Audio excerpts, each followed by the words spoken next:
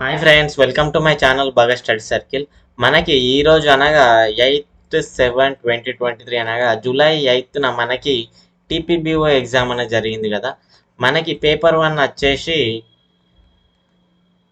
General studies 150 questions 150 marks. Paper 2 వచ్చేసి మనకి technical subject technical వచ్చేసి 150 క్వశ్చన్స్ 150 మార్క్స్. సో మనకి పేపర్ డిఫికల్టీ ఎలా ఉంది, జనరల్ స్టడీస్లో క్వశ్చన్స్ ఎలా అడిగారు, వాటి డిఫికల్టీ ఎలా ఉంది, అలాగే టెక్నికల్ క్వశ్చన్స్ ఎలా అడిగారు, అలాగే డిఫికల్టీ ఎలా ఉందో ఒకసారి చూద్దాం. మనకి ఈరోజు జనరల్ స్టడీస్లో క్వశ్చన్స్ చూసినట్లయితే మనకి కరెంట్ అఫైర్స్లో నికజరీ గురించి, అలాగే స్పోర్ట్స్ నుంచి మనకు క్వశ్చన్స్ ఎక్కువ రావడం జరిగింది. అలాగే ఏఐటియుసి యూజీసీ ఓకే వీటి గురించి అడగడం జరిగింది. సాయిల్స్ ఆఫ్ తెలంగాణ, ఇక్కడ ఎంఆర్పి అంటే మన ఎంఆర్పి కాదు, అలా గుర్తుపెట్టుకోవడానికి మన క్యాండిడేట్ ఇచ్చాడు. ఇక్కడ ఎంఆర్పి అంటే మన ఊరు మనబడి ఓకే, దీని మీద క్వశ్చన్ వస్తుందని మన ఊరు మనబడి ఓకే. అలాగే మనకి రైతు బీమా మీద క్వశ్చన్. నెక్స్ట్ పల్లె ప్రగతి, పట్టణ ప్రగతి ఓకే, ఈ స్కీమ్స్ మీద మనకి క్వశ్చన్స్ రావడం జరిగింది. అలాగే మనకి ఆసార పెన్షన్ నుంచి, సైమన్ కమిషన్, లాహోర్ సెషన్, దండి మార్చ్, మన తెలంగాణలో ఉన్న హెరిటేజ్ సైట్స్ వాటి లొకేషన్స్, విటమిన్ సి యొక్క ఉపయోగాలు ఏంటిది ఓకే, విటమిన్ సి యొక్క యూజ్ మీద క్వశ్చన్ వచ్చింది. గ్రామటికల్ ఎర్రర్స్ మీద మనకి అంటే జంబుల్డ్ వర్డ్స్ రావడం, గ్రామటికల్ ఎర్రర్స్ ఉన్న సెంటెన్సెస్ ఇచ్చి కరెక్ట్ ఏదో రాంగ్ ఏదో కనిపెట్టమన్నారు. మనకి ఎన్డీసీ నుంచి వచ్చింది.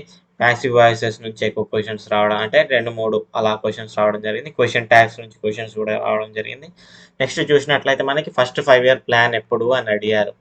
అలాగే మనకి home minister first governor of Telangana ఎవరు, ఫండమెంటల్ డ్యూటీస్ 51 కదా, ఫండమెంటల్ డ్యూటీస్ మీద క్వశ్చన్స్ అడిగారు. ద్రౌపది ముర్ము మొన్న మనకి ఆస్ట్రేలియా వెళ్ళింది. అక్కడ మన ప్రెసిడెంట్ గారికి ఒక అవార్డు ఇచ్చారు. ఆ అవార్డు నేను మన కరెంట్ అఫైర్స్ సెషన్లో కూడా చెప్పాను, ఒకసారి చూడొచ్చు.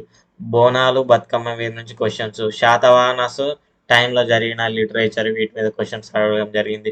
Okay, pardoning powers of president గురించి అడిగారు. సువ్వి పాటలు అంటే ఏంటిది, చిల్లర దేవుళ్ళు ఎవరు రాశారు, తెలంగాణలో హైయెస్ట్ గ్రాస్ ఎన్రోల్మెంట్ రేషియో ఎట్లుంది, highest number of power connections A district ఉన్నాయి ఓకే, అగ్రికల్చరల్ కనెక్షన్స్. ఇక్కడ ఖేలో ఇండియా మీద క్వశ్చన్స్, ఎవరు హోస్ట్ చేశారు, ఎవరు విన్ అయ్యారు అనే దాని మీద క్వశ్చన్స్ వచ్చాయి. Next India international science festival ఎక్కడా జరిగింది.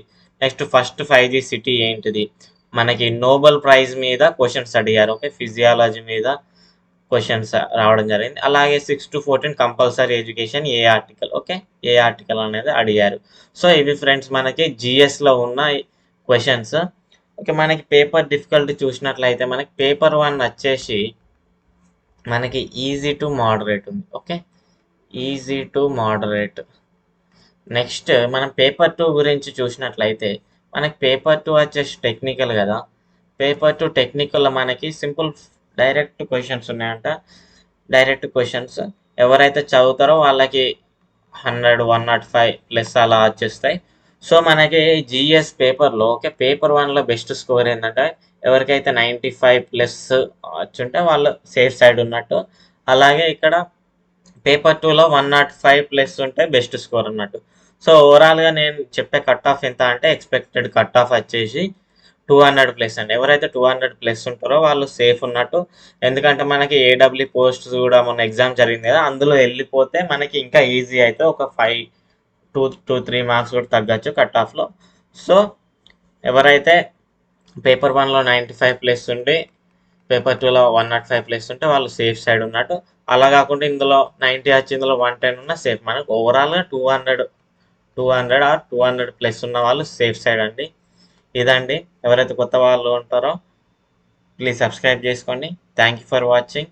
Keep learning. జై హింద్.